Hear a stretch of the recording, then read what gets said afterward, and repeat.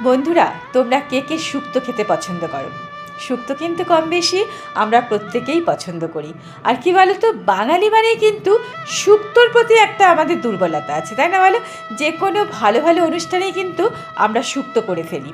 আর শুক্তোর মধ্যে কিন্তু বড়ি ভাজা ভীষণ কম্পালসারি। সেটা কিন্তু তোমরা ইচ্ছে করলে বিউলির ডালও দিতে পারো, অথবা মসুর ডালের বড়ি কখনো দিয়ে দেখবে, ওটাও দারুণ সুস্বাদু লাগে। আর শীতকালে শুক্তো খেতে সব থেকে বেশি ভালো লাগে কেন জানো?